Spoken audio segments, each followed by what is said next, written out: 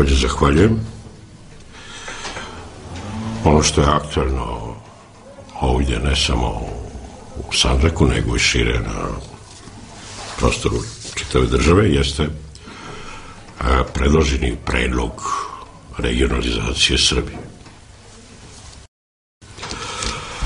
Mi smatramo iz Narodnog Sandžaka da je ovaj predlog, što se tiče prostora Sandžaka i bošnjačkog naroda Sandžaka, ne samo anticivilizacijski, nego zločin.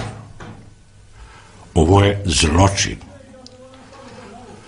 Jer cijepati jednu etničku grupu, bilo koju, ne samo bošnjačku, koji ima svoje obeležje istorijsko, jer poznata je jasna činjenica da je Sandžak istorijska kategorija i činjenica, i on je kroz više vijekova bio, kroz istoriju, stalno corpus separatum.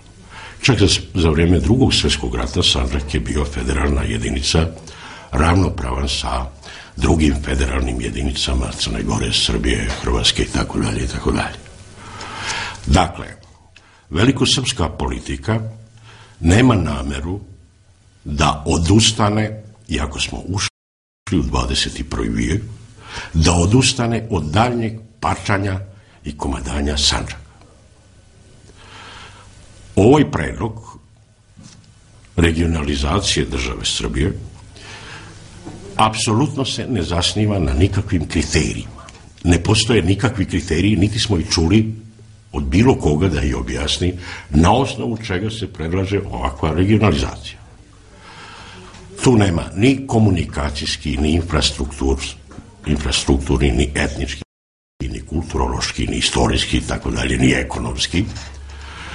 Tako da je van svake logike ono što bi predstavljao jedan region ili jedna regija u državi, moraju se uzeti relevantni kriteriji da bi se formirao jedan region. Sa aspekta bošnjačkog naroda i sa aspekta, uopšte ja lično mislim i sa aspekta građana je apsolutno neprihvatljivo cijepanje Sandžaka. Naravno, mi se slažemo da država Srbija treba da bude regionalizovana, jer uzmite sve zemlje, ne samo Evropske unije, nego uopšte demokratskog svijeta, one su regionalizovane, uvažavajući specifičnosti određenih prostora. Tamo gdje su države multietničke, ne samo što je Srbija multietnička, uzmite Belgiju, Italiju, uzmite Njemačku, uzmite mnoge druge zemlje, recimo primjer Južni Tirol ima specijalan status. Upravo zato što je taj prostor multietnički i on zaslužuje i ima specijalan status, jer tamo žive Francuzi, Italijani, Austrijanci, Nemci, tako dalje i tako dalje.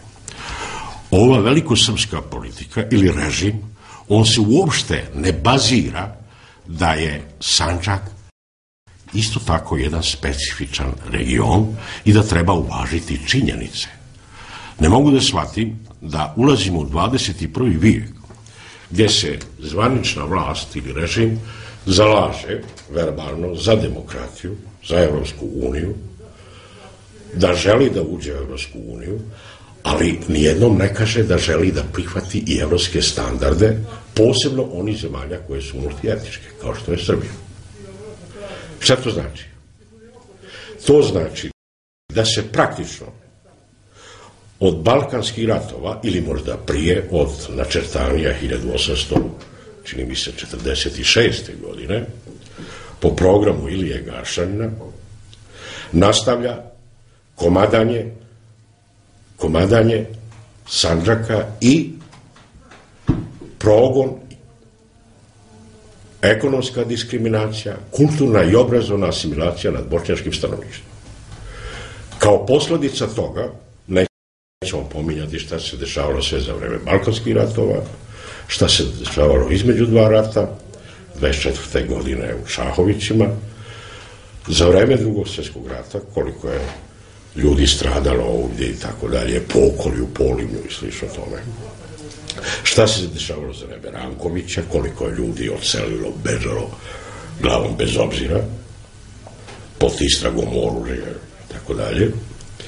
Da bi se to nastavilo i sada od aktera političke vlasti ili ideologije u 21. vijeku, gdje treba i dalje jednostavno stati na kraj postojanju pojma uopšte Sandžaka.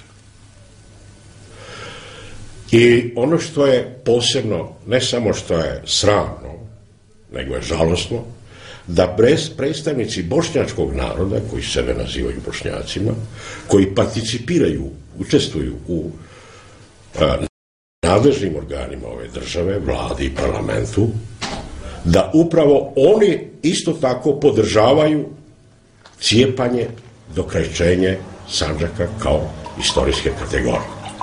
Na taj način se uništava i se želi uništiti, obzirom na ostale diskriminacije, kulturnu i obrazovnu asimilaciju, želi praktično uništiti bošnjačko biće našeg naroda. To ne da je samo, kažem, žalostno, nego je zaista tragično. U tom kontekstu Narodni pokret Sandžaka i ja kao njegov predsjednik pozivamo sve odbornike sandžačkih opština da odbace ovakav predlog regionalizacije i usvoje za Sandžak specijalan region sa specijalnim statusom, poput mnogih evropskih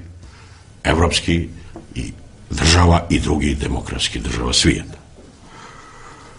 Sljedeće što želim reći, isto tako, zbog ove sramne, plaćeničke, izdajničke politike Ugljanina i Ljajića, pozivam članstvo ovih partija SDA i DPS, ako se tako zove, da odbace Ugljanina i Ljajića kao ljude koji rade protiv sopstvenih interesa. Oni ovo što rade, to je više od sadomazohizma.